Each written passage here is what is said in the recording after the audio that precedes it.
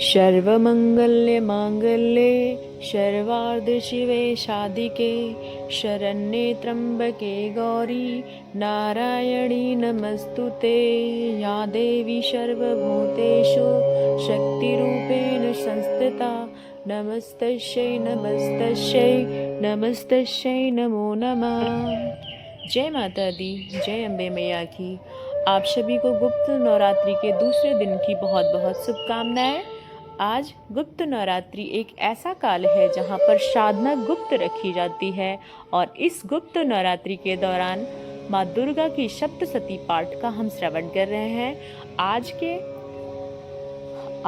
का सप्तशती पाठ हम 2 अध्याय के पड़ाव पर हैं और आज 2 और तीसरे अध्याय को एक साथ हम आप सबके बीच पुनः प्रस्तुत करेंगे।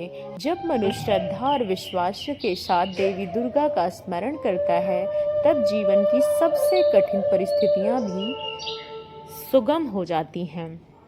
आप में से कई भक्त इस गुप्त नवरात्रि की पालन कर रहे हैं और इसलिए इस पवित्र समय में देवी दुर्गा की आराधना करना और यह सप्तशती पाठ का श्रवण करना। तो चलिए हम आज की कथा को आगे बढ़ाते हैं और श्रवण करते हैं दुर्गा सप्तशती के अध्यायों को। दुर्गा सप्तशती पाठ दूसरा अध्याय देवताओं के तेज द्वारा देवी का प्राकट्य और महिषासुर की सेना का वध। चरित्र के विष्णु ऋषि महालक्ष्मी देवता छंद शांक भरी शक्ति दुर्गा बीच वायु तत्व और यजुर्वेद स्वरूप हैं। श्री महालक्ष्मी की प्रसन्नता हेतु मध्यम चरित्र के पाठ इस विनय योग किया गया है कि देवी दुर्गा का ध्यान करते हुए इस प्रकार हम कमल के आसन पर बैठी हुई प्रसन्न मुख वाली महिषासुर मर्दनी भगवती महालक्ष्मी का भजन करता हूँ, जो हमें हाथों पर अक्षमाला, फरसा, गदा, बाण, व्रज, पद्म, धनुष, दंड, शक्ति, खड्ग, ढाल, शंख, चक्र, घंटा, मधुपात्र, शूल, पाश और चक्र धारण करती हैं। आइए अब कथा श्रवण करते हैं। ऋषि ने पूर्व काल में देवताओं और असुरों में 100 वर्षों तक घोर संग्राम हुआ था। उसमें असुरों के स्वामी महिषासुर था और देवताओं का नायक थे इंद्र। उस युद्ध के देवता की सेना महाबली असुरों से परास्त हो गई थी। संपूर्ण देवताओं ने जीतने के बाद महिषासुर इंद्र बन गया। तब परिजित देवता गण पराजित ब्रह्मा जी के आगे उस स्थान पर गए जहां भगवान शिव की पूजा विराजमान थे। देवताओं ने महिषासुर के पराक्रम तथा पराजय को उनके सामने प्रस्तुत किया। हे भगवान महिषासुर, सूर्य, इंद्र, अग्नि, वायु, चंद्रमा, यम, वरुण तथा अन्य देवताओं के भी अधिकार छीनकर स्वयं ही उसका अधिष्ठा बन बैठा है। उस दुरात्मा महेश ने मनुष्यों की भांति पृथ्वी पर विचरते हैं। दैत्यों की यह सारी करतूत हमने आप लोगों से कह सुनाई है। अब आप आपकी शरण में आए हैं, कृपया आप उपाय बताइए। उनके वचन सुनकर भगवान विष्णु और शिव जी ने दैत्यों पर बड़ा क्रोध किया। उसकी बाहें तन गई और वहां श्री विष्णु के मुख से एक महान तेज प्रकट हुआ। उसी प्रकार ब्रह्मा जी और भगवान शिव तथा इंद्र आदि अन्य देवताओं के शरीर से भी बड़ा भारी यात्रा तेज निकला, जो सब मिलकर एक हो गया। तब महान तेज वह पुंज ज्वालामुखी पर्वत जैसा। देवताओं ने देखा कि उनकी ज्वालाएं संपूर्ण दिशाएं में व्याप्त हो रही थीं। संपूर्ण देवता के शरीर में प्रकट हुए उस तेज को कोई तुलना नहीं थी। एकत्रित होने पर वह एक नारी के रूप में परिवर्तित हो गया और उसमें प्रकाश के तीनों लोकों में व्याप्त हो गया। भगवान शिव का जो तेज था उससे देवी का मुख प्रकट हुआ। यम का तेज था उससे सिर, बाल आए। विष्णु भगवान के तेज से भुजाएं उत्पन्न हुई। चंद्रमा के तेज से दोनों स्तन और इंद्र के तेज से मध्य भाग कटी प्रदेश प्रादुर्भाव हुआ। वरुण के तेज से जंघा और पिंडली तथा पृथ्वी के तेज से नितंब प्रकट हुए। ब्रह्मा तेज से दोनों चरण, सूर्य तेज से उनकी अंगुलियां हुई। इस प्रकार कुबेर के तेज से नासिका, उस देवी के दांत, प्रजापति के तेज से और तीनों नेत्र अग्नि के तेज से प्रकट हुए थे। उसके बोहे संध्या और कान वायु तेज उत्पन्न हुए थे। इस प्रकार अन्य अन्य देवताओं के तेज से उस कल्याणमयी देवी का आविर्भाव हुआ। तत्पश्चात समस्त देवताओं तेज पुंज से प्रकट हुई देवी को देखकर महिषासुर के सताए हुए देवता अत्यंत प्रसन्न हुए। पिनाकधारी भगवान शंकर ने अपने शूल में एक शूल निकाल कर दिया। उससे भगवान विष्णु ने चक्र और भगवती को अर्पण किया। वरुण ने भी शंख भेंट किया, अग्नि ने शक्ति दी, वायु ने धनुष तथा बाण से भरे हुए तरकस प्रदान किए। सहस्त्र नेत्रों के वाले देवराजेंद्र अपने व्रज से व्रज किया और ऐरावत हाथी से उतर के 1 घंटा भी प्रदान किया। यमराज ने काल दंड, वरुण ने 5, प्रजापति ने स्फटिकांश और माला, ब्रह्मा जी ने कमंडल भेंट किया। सूर्य ने समस्त रोमकूपों से अपनी किरणें तेज भर दिया। काल ने उस चमकती हुई ढाल को तलवार दी। क्षीर समुद्र में उज्जवल हार और कभी जीर्ण और दोनों दिव्य वस्त्र भेंट किए। और इस प्रकार समस्त देवताओं ने कुछ न कुछ भेंट दिया। जलधि ने उन्हें सुंदर कमल का फूल भेंट किया। हिमालय ने सवारी के लिए सिंह दिया और भांति भांति के रत्न समर्पित किए। धन अध्यक्ष कुबेर ने मधु से भरा हुआ पान पात्र दिया और संपूर्ण नागों के राजा शेष ने जो इस पृथ्वी के धारण करते हैं उन्हें बहुमूल्य मणियों से विभूषित नागहार भेंट किया। इसी प्रकार अन्य देवता ने भी आभूषण और वस्त्र शस्त्र देकर देवी का सम्मान किया। तत्पश्चात उन्होंने बारंबार अट्टहास पूर्वक उच्च स्वर से गर्जना की। उनके भयंकर नाद से संपूर्ण आकाश गूंज उठा। देवी का वह अत्यंत उच्च स्वर से किया हुआ सिंहनाद कहीं समान थे। बड़े जोर से प्रतिध्वनि हुई जिससे संपूर्ण विश्व में हलचल मच गई और समुद्र कांपने लगे, पृथ्वी डोलने लगी और समस्त पर्वत हिलने लगे। उस समय देवताओं के अत्यंत प्रसन्नता के साथ सिंह वाहिनी भगवानी से, हे देवी आपकी जय हो। साथ ही महर्षियों ने भक्ति भाव से विनम्र होकर उनका सत्वन पाठ किया। संपूर्ण त्रैलोकी शोभग्रस्त देखकर अपने समस्त सेना का कवच दिए से सुसज्जित करके उनके हाथ हथियार लेकर अचानक उठकर खड़े हो गए। उस समय महिषासुर ने बड़े क्रोध में आकर कहा, अरे यह क्या हो रहा है? फिर वह संपूर्ण असुरों को घिरकर उस सिंहनाद की ओर लक्ष्य करके दौड़ा और आगे पहुंचकर उसने देवी को देखा जो अपनी प्रभा से 3 लोकों को प्रकाशित कर रही थी। उनके चरणों का भार से पृथ्वी दबी पड़ी थी। माथे पर मुकुट आकाश की रेखा से खींच गई थी और अपने धनुष से टंकार से 7 पातालों को क्षुब्ध कर देती थी। देवी अपनी हजारों भुजाओं से संपूर्ण दिशाओं को आच्छादित करके खड़ी हुई थी। उनके बाद उनके साथ दैत्यों के युद्ध कर गया। उन्होंने अनेक प्रकार के अस्त्र शस्त्र प्रहार किया। संपूर्ण दिशाएं उच्छेदित हो गई। चक्षुर नामक महान राक्षस सेना नायक था जो देवी के साथ युद्ध करने लगा और अन्य दैत्यों के चतुरंगनी सेना के साथ लेकर चमर भी लड़ने लगा। 60,000 हाथियों के साथ आकर उद्रग नामक महादैत्य लोहा लिया। 1 करोड़ रथियों के साथ लेकर महाहनु नामक दैत्य युद्ध करने लगा जिससे रोए तलवार के समान तीखे थे। वह असीलोमा के नाम से महादैत्य 5 करोड़ रथी सैनिकों सहित युद्ध में आ पहुंचा। 60 लाख रथियों से घिरा हुआ बास कल नामक एक भून पे लड़ता रहा। परिवारित नामक हाथी सवार घुड़सवारों ने अनेक दलों को 1 करोड़ हाथियों की सेना लेकर युद्ध करने लगा।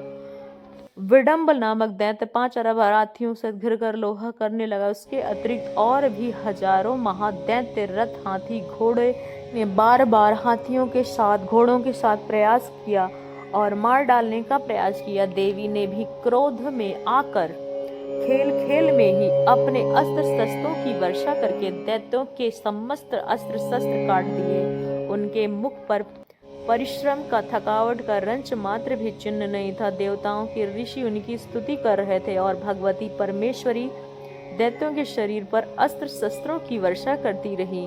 देवी का वाहन सिंह भी क्रोध में आकर गर्दन के बालों को हिलाता हुआ असुरों की सेना में इस प्रकार विचरने लगा मानो वनों में दवा नल फैल रहा हो।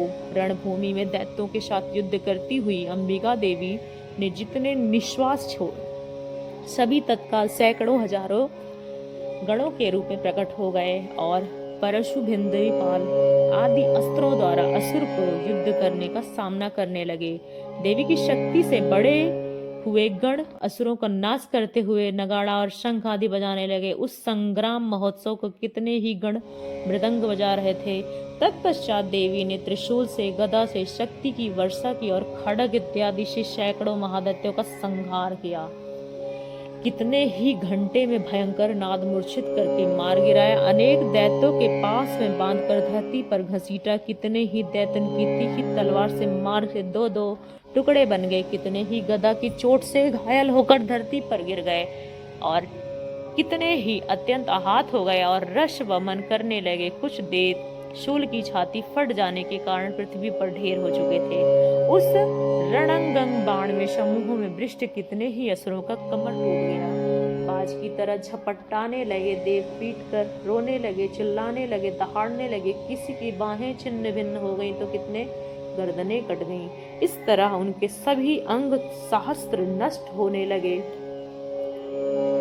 कितने ही महादैत्य पृथ्वी पर गिरे पड़े। कितने ही देवी की बाह में पैर और नेत्र वाले करके दो टुकड़े में चीर डाला। कितने ही दैत्य मस्तक कटे जाने पर गिरकर उठ जाते तो केवल धड़ के सहारे अच्छे अच्छे हथियार को लेकर देवी के साथ युद्ध करने लगते थे। दूसरे कब युद्ध के बाजों में लय पर नाचते थे। कितने ही बिना सिर के धड़ घड़क शक्ति और रिष्ट दौड़ते थे। दूसरे महादैत्य ठहरो ठहरो यह कहते हुए देवी के युद्ध से लिए ललकार रहे थे। जहां घोर संग्राम हुआ था वहां धरती के गिराए हुए रथ, हाथी, घोड़े और असुरों की लाशों से ऐसी लिपटी हुई थी, चलना फिरना मुश्किल हो गया था। और असुरों के शरीरों में इतनी अधिक मात्रा में रक्तपात हुआ था कि थोड़ी ही देर में खून से लहूलुहान बड़ी बड़ी नदियां बहने लगी। जगदम्बा ने असुरों को विशाल सेना को क्षण भर में नष्ट कर दिया। ठीक उसी प्रकार जिस प्रकार तर्ण और कांट भारी ढेर को अग्नि कुछ ही देर में भस्म कर देती है और सिंह भी गर्दन के बालों को हिला हिलाकर जोर जोर से गर्जना करता हुआ दैत्य के शरीर से मानो प्राण चूसने लगा था, वह देवी के गणों से उन महादैत्यों के साथ युद्ध किया जिससे आकाश में खड़े हुए देवता गण उन पर बहुत संतुष्ट हुए और उन पर पुष्प वर्षा करने लगे। इस प्रकार मार्कंडेय पुराण में शवर्णिक मनवंतर की कथा में अंतर्गत देवी महात्मन महिषासुर के वध नामक दूसरा अध्याय पूर्ण हुआ। अब हम आपको अध्याय 3 की सेनापतियों सहित महिषासुर का वध, जगदम्बा श्री देवी तेज के समान फैली सूर्य के समान वे लाल रंग की रेशमी साड़ी पहने हुए हैं। उनके गले में मुंडमाला शोभा पा रही है। दोनों स्तनों पर रत्न चंदन का लेप लगा रहा है और केवल कमलों में जप, मलिका, विद्या और अभय तथा वर नामक मुद्राएं धारण किए हुए हैं। 3 नेत्रों से सुशोभित मुखर बिंद में बड़ी शोभा पा रही थी। उनके मस्तक पर चंद्रमा, साथ में रत्न मुकुट बंधा हुआ था और इस प्रकार देवी मानो पूर्वक प्रणाम करती हूँ ऋषि और इन मानो सुशोभित हो रही थी और उनके देखकर सेनापति चिकसुर क्रोध में आकर अंबिका देवी से युद्ध करने के लिए आगे बढ़ा। वह असुर रणभूमि में देवी के ऊपर इस प्रकार बाणों की वर्षा कर रहा था जैसे बादल मेरुगिरी के शिखर पर पानी का धार बरसाते हों। और तब देवी ने अपने बाणों से उस बाण समूह का न्यास काटकर उसके घोड़ों के सारथी को मार डाला। साथ ही साथ उनके धनुष और अत्यंत ऊंचे ध्वजा को भी तत्काल काट गिराया। धनुष कट जाने पर अंगों पर उनके बाणों में बीन डाला। धनुष, रथ, घोड़े, सारथी नष्ट हो जाने पर वह असुर ढाल ही तलवार लेकर देवी की ओर दौड़ा। उनकी तीखी धार वाली तलवार उनके सिर मस्तक पर चोट करके देवी भी बाईं भुजा की ओर बड़े बेग से प्रहार किया। हे राजन, देवी की बाह पर पहुंचने पर तलवार टूट गई। फिर क्रोध से लाल आंखें लेकर राक्षस शूल हाथ में लिया और उसके ऊपर महादैत्य भगवती भद्रकाली के ऊपर चिल्लाया। वह शूल आकाश में गिरते हुए सूर्य की भांति अपने तेज से प्रज्वलित हो उठा। उस शूल को अपनी ओर देख कर देवी ने भी शूल का प्रहार किया। उस राक्षस से शूल के 100 टुकड़े हो गए। भज्जियां उड़ गई धज्जियां, और वह प्राणों से हाथ धो बैठा। महिषासुर के सेनापति उस महापराक्रमी चक्षुर के मारे जाने पर देवताओं की पीड़ा देने वाले चामर हाथी में चढ़कर आ गए। उस देवी को शक्ति का प्रहार किया, लेकिन जगदम्बा ने अपने अहंकार के आहत से निष्पद्ध कर दिया। अब उसने निशूल चलाया, किंतु देवी ने उसे भी अपने बाणों द्वारा काट दिया, और देवी ने उछलकर हाथी के मस्तक पर चढ़ बैठा और दैत्य के साथ खूब जोर से लगाकर बाहु युद्ध करने लगा। वे दोनों लड़ते लड़ते हाथी से पृथ्वी पर आ गए। अत्यंत क्रोध में भरकर एक दूसरे से भयंकर प्रहार किया। तत्पश्चात सिंह बड़े वेग से आकाश की ओर उछला और उधर से गिरते समय उसके पंजों पर मार से चांवर के सिर धड़ अलग कर दिया। इसी प्रकार उद्गत भी शिला के वृक्ष आदि मार खाकर रणभूमि में देवी के हाथ से मारा गया, और कराल भी दांतों थप्पड़ों चोट से धाराशाही हो गया। क्रोध भी भरी देवी ने गदा का चोट उद्धत का संहार किया। इंदिपाल ने बाणों से ताम्र तथा अंधक को मौत उतार दिया। 3 नेत्रों वाली परमेश्वरी ने त्रिशूल के उग्रवीर दामक दैत्य को मार गिराया। तलवार की चोट से विडम्ब के मस्तक काट दिया। दुराधर दुर्मुख इन दोनों को भी अपने बाणों से यमलोक भेज दिया। इसी प्रकार अपनी सेना का संहार होता देख महिषासुर ने भैंसे के रूप धारण करके देवी के गणों के त्रास आरंभ किया।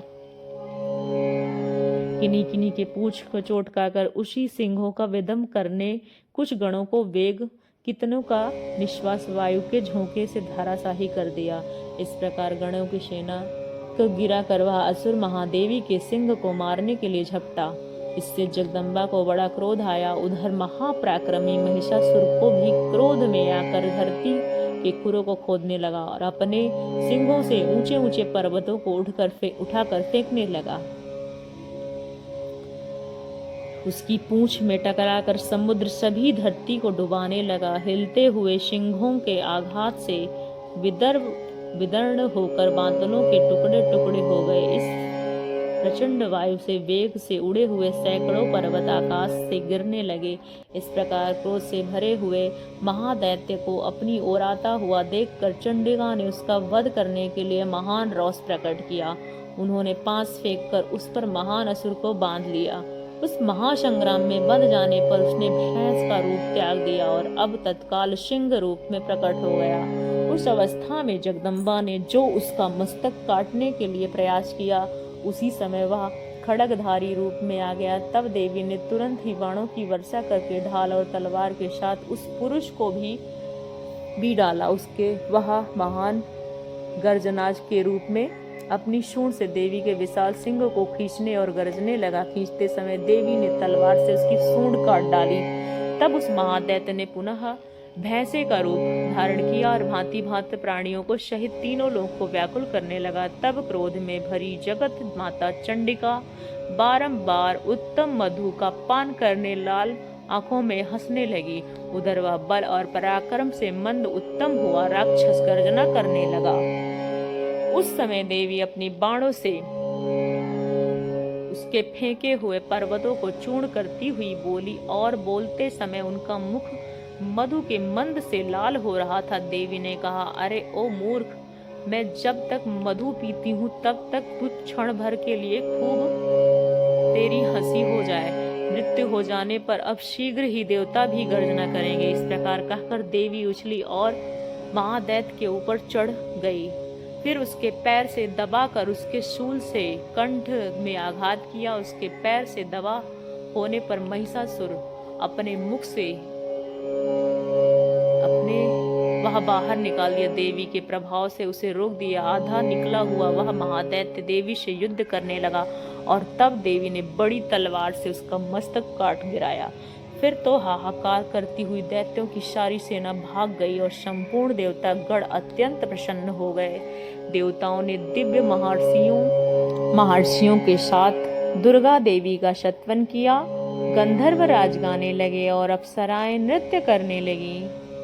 इस प्रकार श्री मार्कंडेय पुराण में सवर्णिक मनांतर की कथा के अंतर्गत देवी महात्मन का महिषासुर वध नामक तीसरा अध्याय संपन्न हुआ। तो यह थी आज की नवरात्रि के दूसरे दिन की दुर्गा सप्तशती पाठ के दूसरे और तीसरे अध्याय